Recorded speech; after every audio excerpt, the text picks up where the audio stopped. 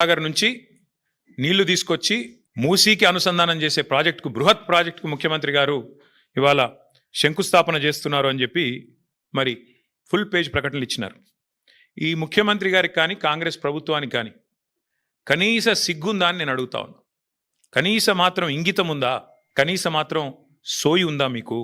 సరిగ్గా వారం కిందట, ఇదే సోమవారం నాడు, వారం రోజుల కిందట కాళేశ్వరం ప్రాజెక్టు మీద కక్ష కట్టి సిబిఐ ఎంక్వైరీ అని పెట్టినారు. మరి ఈరోజు ఈ సోమవారం రోజు కేసీఆర్ గారు కట్టిన అదే కాళేశ్వరం ప్రాజెక్టు మీద ఆధారపడ్డ మూసీ జలాల అనుసంధానం అని పెట్టి ఇవాళ శంకుస్థాపన చేస్తూ ఉన్నారు. ఇక్కడ విచిత్రం ఏంటంటే, కాకపోతే ఎవరైనా మనిషి జ్ఞానం ఉన్నవాడైతే తల దగ్గర శంకుస్థాపన చేస్తారు. తల దగ్గర చేస్తారు. ఎక్కడైతే నీళ్లు ఉన్నాయో, ఎక్కడి నుంచి అయితే నీళ్లు తేవాలనుకుంటున్నారో అక్కడ శంకుస్థాపన చేస్తారు.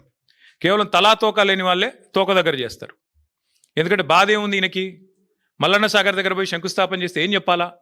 ఎదురుగా కళ్ళు దొబ్బినాయా, నీకు కనబడతలేవా, అవి కాళేశ్వరం నీళ్లు కాదా అని ప్రజలు అడుగుతారు, రైతులు అడుగుతారు.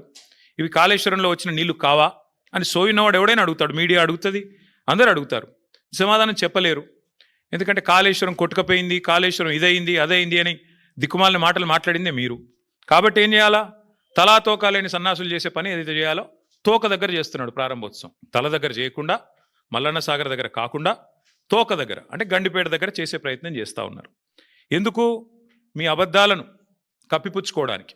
మీరు ఇన్ని రోజులు వాగిన వాగుడంతా చెత్తవాగుడు అని ప్రజలకు తెలుస్తుంది. కాబట్టి ఇవాళ మీరు ఎన్ని దిక్కుమాలిన మాటలు మాట్లాడినా చివరికి మళ్ళీ కాళేశ్వరమే మీకు దిక్కయింది. కాబట్టి ఇవాళ మొహం చెల్లక, మల్లన్న సాగర్ దగ్గర శంకుస్థాపన చేయడానికి మొహం చెల్లక ఈ ముఖ్యమంత్రి గారు, ఈ ప్రభుత్వం 1,00,000 కోట్ల అవినీతి, కూలిపోయింది, కాళేశ్వరం కూలేశ్వరం అయిపోయింది అని మాట్లాడిన మాటలు ఏవైతున్నాయో వాటి నుంచి తప్పించుకోవడానికే ఈరోజు గండిపేట దగ్గర ఒక డ్రామా చేస్తూ ఉన్నారు. చేస్తున్నది కాళేశ్వరం నీళ్ళ కాదా? ఇవాళ మీరు తీసుకొస్తున్నది ఇక్కడ గండిపేటకి కాళేశ్వరం జలాలా కాదా? స్పష్టంగా చెప్పాలి. ప్రతిపక్షంలో ఉన్నప్పటి నుంచి ఈరోజు దాకా కాళేశ్వరాన్ని విఫల ప్రాజెక్టుగా చిత్రీకరించే ప్రయత్నం చేసినందుకు, చేసి కూడా ఫెయిల్ అయినందుకు, దాని మీద కమిషన్ లేసి కూడా అట్టర్ ఫ్లాప్ అయినందుకు, మళ్ళీ ఇవాళ సిబిఐ ఎంక్వైరీ పేరిట మోసం చేయబోతున్నందుకు ముందుగా ముఖ్యమంత్రి గారు ఈ రాష్ట్ర ప్రజలకు క్షమాపణ చెప్పాలని చెప్పి మేము డిమాండ్ చేస్తా ఉన్నాం. ఎందుకంటే ఎంత అరాచకమైన, ఎంత నికృష్టమైన బుద్ధి ఉన్నవాడైనా సరే ఇంత దిగజారుడు పని చేయరు. సొంత రాష్ట్రాన్ని తులనాడే పని, ప్రజల సొమ్ముతో కట్టిన ప్రాజెక్టును విఫల ప్రాజెక్టుగా చిత్రీకరించే పని చేయరు. కానీ ముఖ్యమంత్రి గారు ఆ ప్రయత్నం చేస్తూ ఉన్నారు.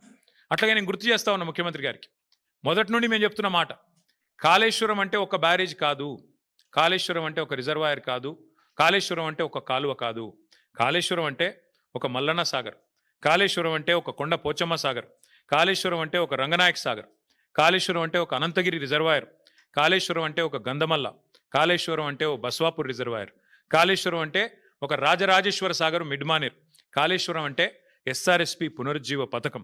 మొత్తంగా కాళేశ్వరం అంటే 3 బ్యారేజీలు, 15 రిజర్వాయర్లు, 19 సబ్స్టేషన్లు, 21 పంపింగ్ స్టేషన్లు, 203 కిలోమీటర్ల సొరంగ మార్గాలు, అట్లాగే 1531 కిలోమీటర్ల గ్రావిటీ కాలువలు, 98 కిలోమీటర్ల ప్రెషర్ మెయిన్స్. కాళేశ్వరం అంటే 141 టీఎంసీల స్టోరేజ్ కెపాసిటీ, 530 మీటర్లకి నీళ్ల ఎత్తిపోతల పథకం, multi stage lift irrigation project, ప్రపంచంలోనే అతిపెద్ద లిఫ్ట్ ఇరిగేషన్ ప్రాజెక్ట్ కాళేశ్వరం. ఇది వాస్తవం. కాళేశ్వరం ద్వారా ఇప్పటిదాకా 1 కాదు 2 కాదు, ఏకంగా 240 టీఎంసీల నీటి వినియోగం జరిగింది. ఇది అక్షర సత్యం. దానివల్ల 20 లక్షల ఎకరాలకి, మనం ఏం చెప్పడం కాదు, శాసనసభలో అక్బరుద్దీన్ ఓవైసీ గారు అడిగినారు, మీరేమో కాళేశ్వరం ద్వారా 1 ఎకరానికి నీళ్ళు రాలేదని చెప్తున్నారు, మరి మీరిచ్చిన పుస్తకంలోనే 20 లక్షల ఎకరాలకు నీళ్ళు ఇచ్చినట్టుగా ఉన్నది, ఏది నమ్మాలా? మీ ప్రభుత్వానికి కనీసం కుడి చేయికి ఎడం చేయికి సయోధ్య ఉన్నదా అని స్వయంగా ఇవాళ మీ మిత్రపక్షంగా వ్యవహారం చేస్తున్న అక్బరుద్దీన్ ఓవైసీ గారు కూడా అడిగే పరిస్థితి వచ్చింది అంటే మీరు అర్థం చేసుకో. ఒకటి ఈగల్ అని, ఇంకోటి హైడ్రా అని, నేను 18 గంటలు పనిచేస్తా అని, నేనే హోంమంత్రిత్వ శాఖ కావాలని నా దగ్గర పెట్టుకున్నా అని. కానీ చేసే పని ఏంది? నిమజ్జనం కాడికి పోయి ఇట్లా చూసినట్టు చేసుడు యాక్టింగు, లేదంటే మా సోషల్ మీడియాలో ఏ పిల్లగాడు ఏం పోస్ట్ పెడుతుండో చూసుడు, రీట్వీట్ వస్తే 20 రోజులు జైల్లో పెట్టుడు, సోయి లేదా కేసీఆర్ మీద సిబిఐ కేసు. అంటే టీఆర్ఎస్ నాయకత్వం మీద, బీఆర్ఎస్ నాయకత్వం మీద పెట్టిన శ్రద్ధ, దృష్టి. నేను ముఖ్యమంత్రిని అడుగుతున్నా, నీకు అసలు సిగ్గుందా? మహారాష్ట్ర పోలీసు వాళ్ళు వచ్చి ఇక్కడ నెలల తరబడి ఆ కంపెనీలో కూలీలుగా చేరి, కార్మికులుగా చేరి, నెలల తరబడి పరిశోధించి చివరికి అది డ్రగ్స్ అని తెలుసుకున్న తర్వాత, నిర్ధారించుకున్న తర్వాత నీకు ఖబర్ లేకుండా, నీ పోలీసులకు ఖబర్ లేకుండా, నీ ఇంటెలిజెన్స్ వ్యవస్థ కుప్పగూలిపోయి వాళ్ళు వచ్చి దాడి చేసి, మహారాష్ట్ర పోలీసులు వచ్చి హైదరాబాద్లోని చర్లపల్లిలో దాడి చేసి 12,000 కోట్ల డ్రగ్స్ పట్టుకున్నారు. నేను ముఖ్యమంత్రిని అడుగుతున్నా, నీకేమైనా ముడుపులు ముట్టినాయి ఇలా? 12,000 కోట్లు 21 నెలల నుంచి ఏం చేస్తున్నావు? నీ ఈగల్ ఏం చేస్తుంది? నీ హైడ్రా ఏం చేస్తుంది? నీ హోంమంత్రిత్వ శాఖ ఏం చేస్తుంది? నీ పోలీస్ ఇంటెలిజెన్స్ ఏం చేస్తుంది? ముడుపులు తీసుకోవడంలో బిజీగా ఉన్నారా?